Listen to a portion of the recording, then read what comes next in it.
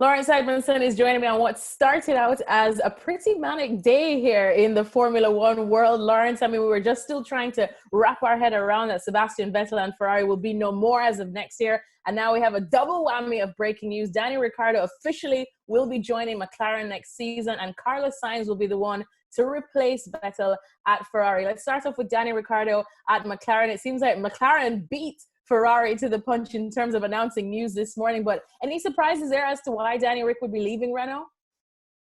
Yeah, so I think Ricciardo really had his heart set on that Ferrari seat, and then obviously Sainz got it.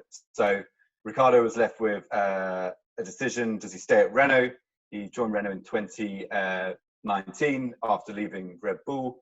He was on a very lucrative contract there, but it was only a 2-year contract, so he was a free agent at the end of this year. And I think he wanted to make a decision once he knew that Ferrari seat was sealed off. He knew he wasn't going back to Red Bull.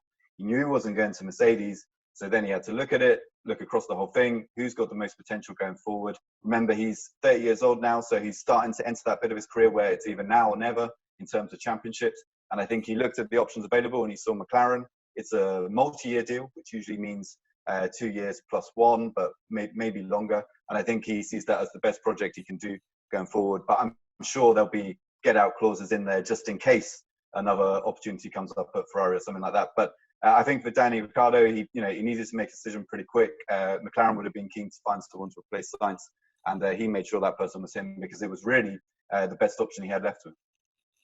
And then that now, of course, leaves a huge Danny Ricciardo-sized hole at Renault. And we know anything, whether it's on the circuit or off of it, Danny Ricciardo is a huge character and would be tough to replace. Any idea, I know it's early, but any idea as to who probably Renault could be looking at?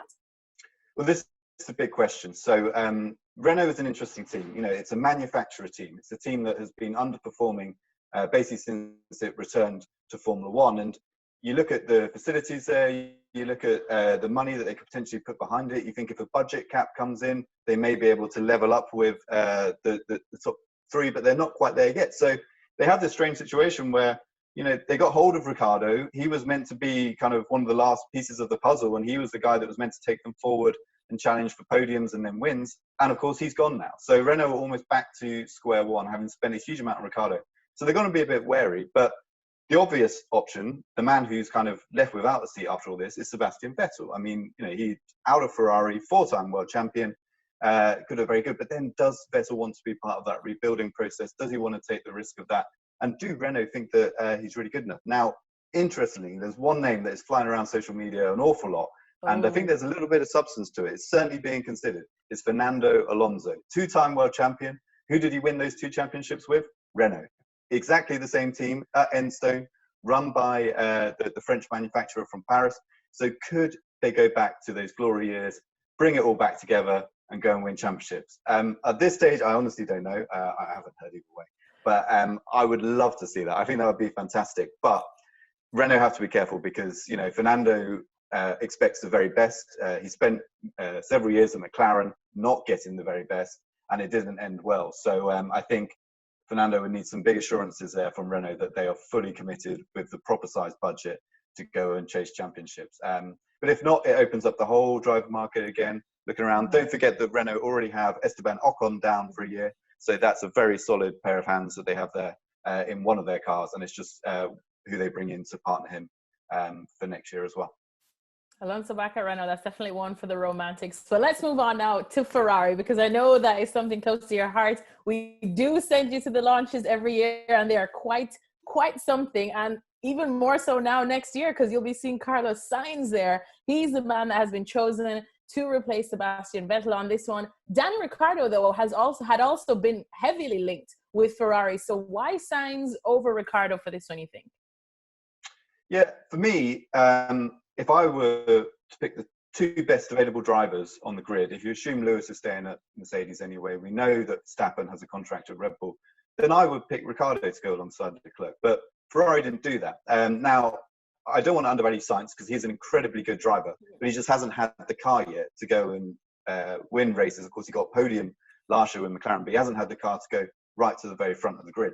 So I think there's obviously a lot of faith that Sainz is the right guy, but it's also a 2-year deal. It's a 2-year deal. Now, Leclerc is there until the end of 2024. Sainz is there till the end of 2022. And in my mind, that tells you all you need to know. Leclerc is the #1 driver.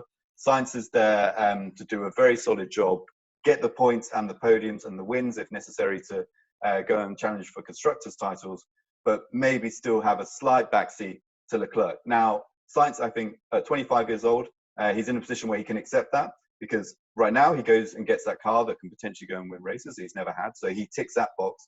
But he's still got plenty of career left to play with. He's still got plenty of time to kind of, position himself to then go and win championships later in his career, or just capitalize on any mistakes Leclerc makes. Ricciardo, I think he would have been a different prospect. At 30 years old, he would have wanted the championship straight away. He would have gone in there all guns blazing. And I think Ferrari were worried that they would have a problem on their hands, similar to what they had with Leclerc and Vettel last year. And so Sainz is a top driver, really safe pair of hands. And then you have a much nicer atmosphere within the team. And really that's what Ferrari need, because Ferrari is still rebuilding at this stage. They're still not as good as Mercedes. So they've got some big progress they need to make over these next 2 years. And I think they see the Leclerc-Sainz pairing as the most harmonious one, with enough talent to go and get the results and get the best from the car. Like I've always said, Charles Leclerc is not about to be anybody's #2. But Laurence Edmondson, thank you so much for all your insights in this one. Something tells me we're definitely not stopping talking about this here. We'll definitely keep everybody updated right here on ESPN. Thanks for watching ESPN on YouTube. And for more sports highlights and analysis, be sure to download the ESPN app. And for premium content plus live streaming, make sure to subscribe to ESPN Player.